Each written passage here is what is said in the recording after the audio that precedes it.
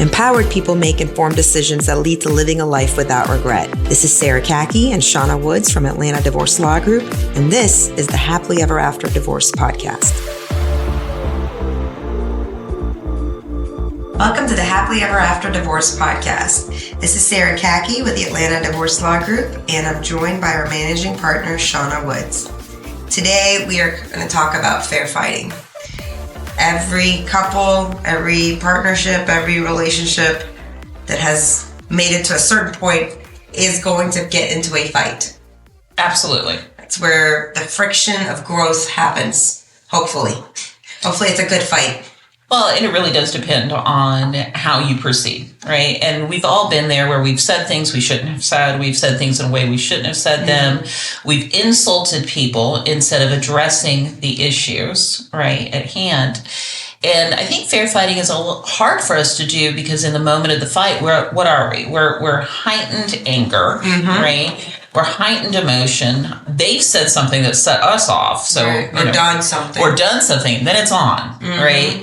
And I think unfair fighting, I think that's important to define that too. So what is fair fighting?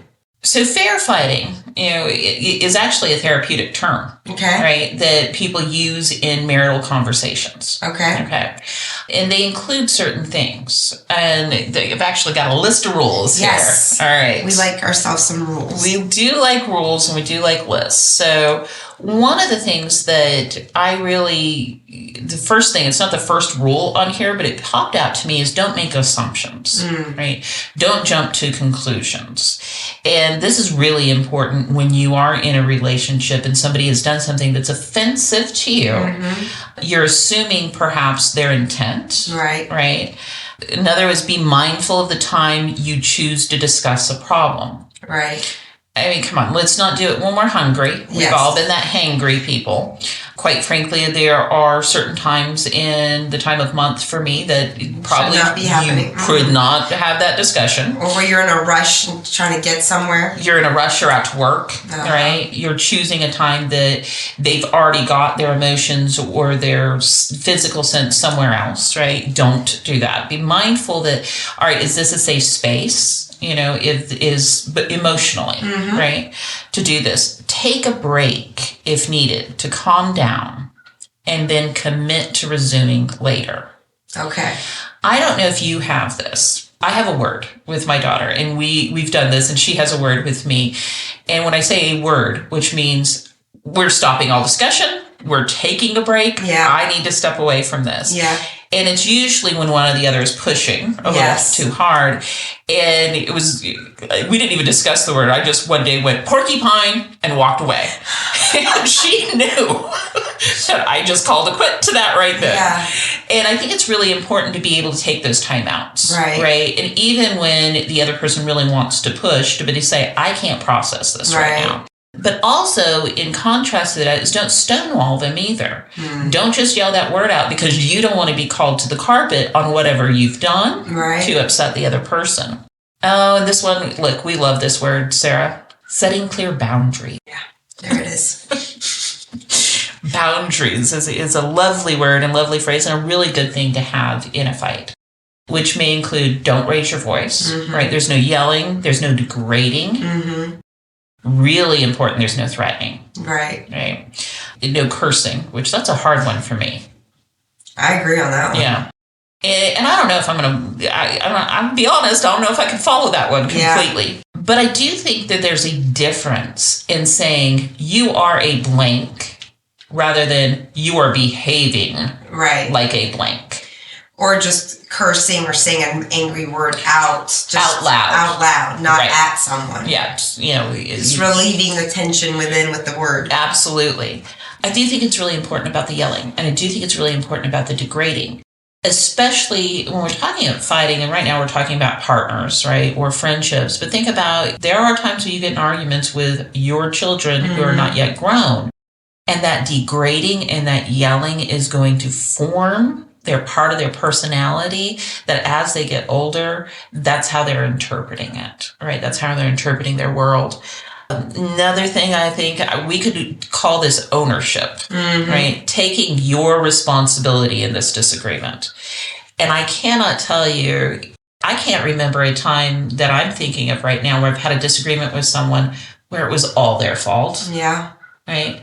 You have an ownership in whatever the disagreement is.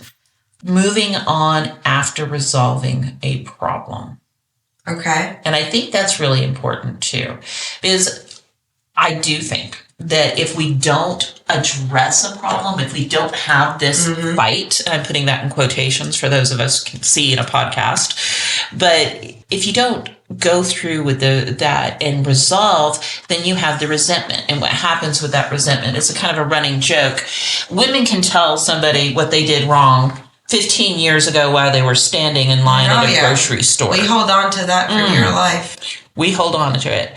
Men, typically, once they get it out and done, it's out and done. Yeah. You know, I can't tell you how many times where I'm talking to different clients, and also will tell me the chronology.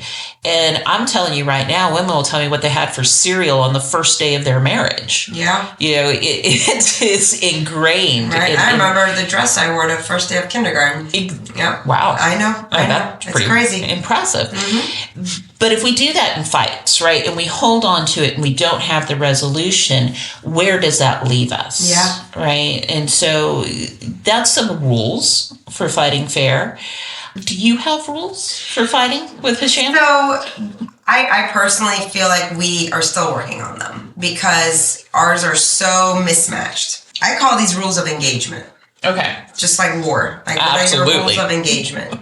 Hisham sense of like having an authentic, honest fight where you really get it out is so important to him. He honors that so much. And I honor not going below the belt so much. And so sometimes that works. A lot of times that's a mismatch because if you having a completely authentic experience where you feel a certain way about your spouse at that point, that your partner, you may, you feel so aggravated at them that you want to like yell at them or you want to scream at them and you truly want to have an authentic experience over your frustration, anger with them, but it's received as you went below the belt, you have a problem. Right? And how do you know what below the belt is? And that's I think a personal thing. I think it goes back to your love languages. Like for me, words is very important. Love language, words of affirmation from not everybody, but my core people, words are very important. So the words you use in a fair fight with me is part of my rules of engagement. Words that you use. Now that I will hold on to in my memory bank, like my kindergarten dress. Like I will know that every detail, every nuance of how you said a word to me, and I hold on to it. Sham, words are words. I mean, this is a fight. Like what's supposed to happen in a fight? We throw roses at each other, right? So he's very like, and it comes a lot from, again, just continuously going back to what did you see in your home growing up? My parents, their fights were never loud. Their fights were never visible. It was very much like a tiptoeing, them sorting it out, like going back and forth when we were children. When we got older, it's a little passive aggressive because they might have never ever like released it. Whereas Hisham grew up in a household where it came out. Like the voice came out, the words came out. And to him, that's how you get it out. That's how you get it out of the system.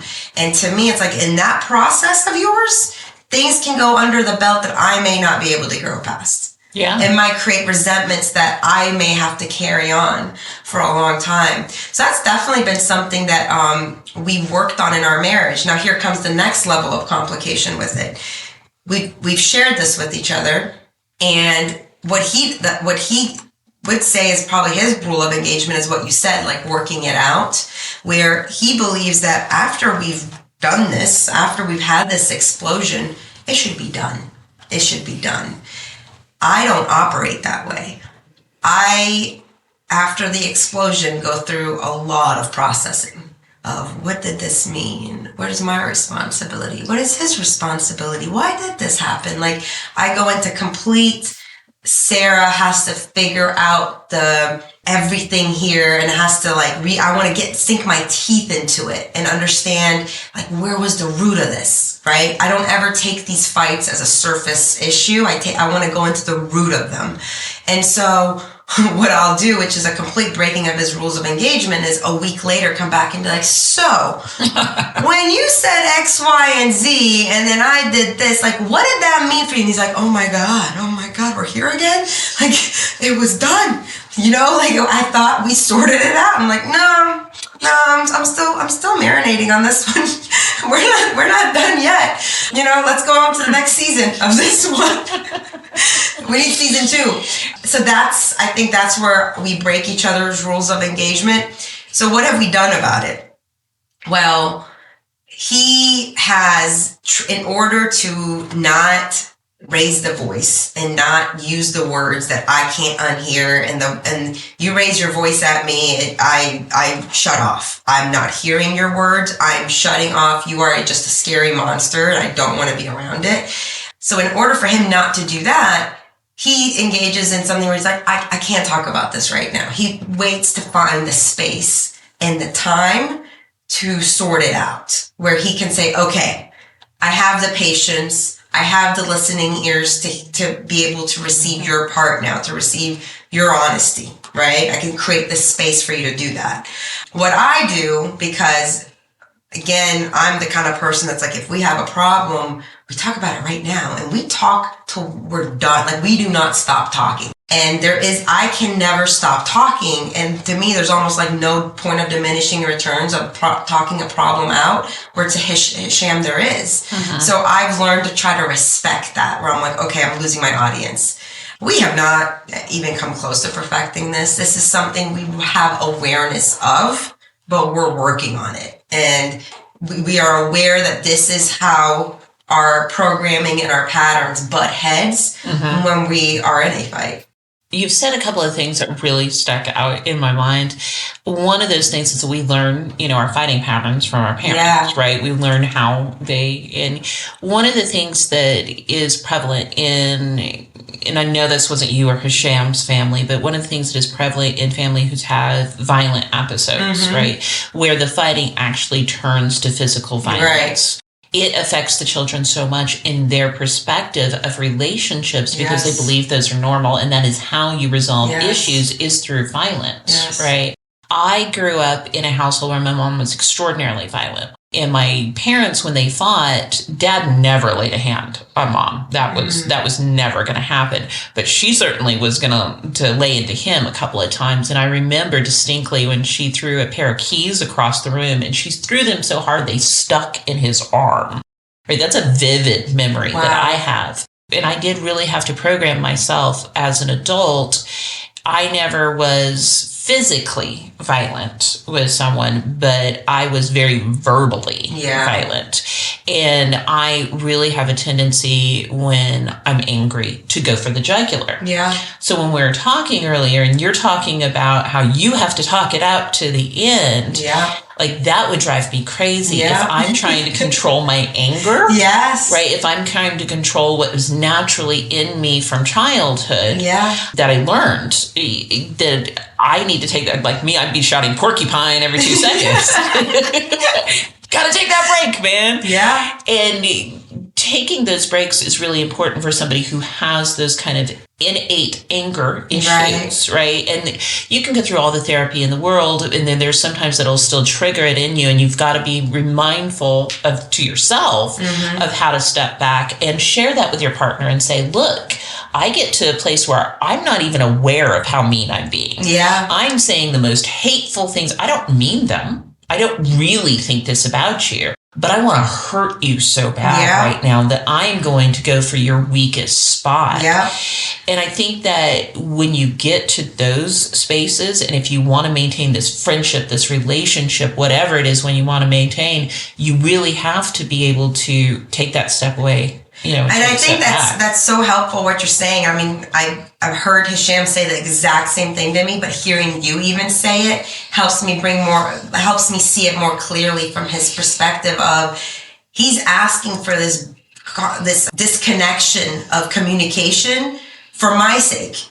Yes, for the sake absolutely. of I am about to say things that are gonna be hurtful, and I won't remember them, but you will. Absolutely. And then we're back to season 2 and season 3. Season 3 and season 4. And season 4.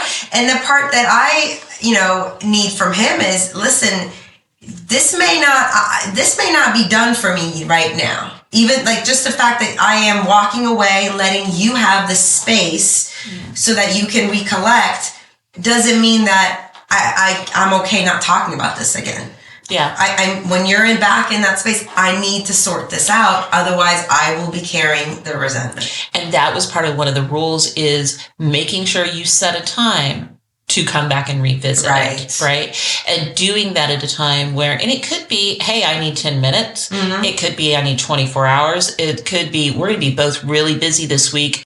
Let's, set some time to go for a walk next Saturday and see if we can work this out.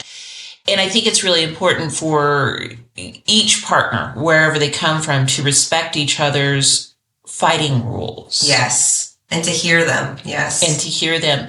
And this does go into, of course, friendships and everything else. Absolutely. That your most intimate partner, the one that you trust the most, is the one that you fight with the most. I consider a good fight is the one that you grow stronger and you grow more clear on each other and understand each other better. So I consider it a win if you've had a fight where after you've done the work and you've resolved it, you're almost happy that it happened. Absolutely. Right? Absolutely. And that's what makes it worth it to stay in it. To stay in it. And I've had friendships like that too, where after our disagreement and we've sorted it out, I'm like, I actually feel closer to you now. Absolutely. My cousin Tiona, we had a huge row many years ago, and we didn't talk to each other for a couple of years. And after that, once we were able to talk through all of the issues that were brought up, it was so much stronger friendship and so much more respect for each other's perspectives. A deeper connection, I imagine. Much deeper connection. So I agree. The goal of the fight is one of the things I think we should consider. Right. Are we just going in this because we're mad? Right. And we want to make it through to dinner? Right. Yeah. That's a really good point. What's the goal of this fight? And I think that would be a very good thing to stop and ask. I bet a lot of men would appreciate knowing what is the point of this. Yeah. But there is a way to ask it that's not going to piss the other person off. This is so true. This is so true. Perhaps we can ask, what do we want to gain from this? What do we want to come out with after this? What is the purpose, of what we're doing here? And I do think that if the fair fighting doesn't work, and if you are headed for our office, there's also fair fighting in a divorce. Oh, 100%. And I think it's very important that you find the attorney that will support, your fair fighting, that will say, that's definitely some boundaries, let's put them around. And when they build the strategy with you, they are clear on you're below the belt, and they hear from you what your ex-spouse's below the belt is, so that we can do the strategy and the yin and yang of the movement with respecting the rules of engagement, the fair fight. I think that's perfect. Awesome. Thanks for listening to the Happily Ever After Divorce podcast. If you'd like to learn more, go to atlantadivorcelawgroup.com/resources.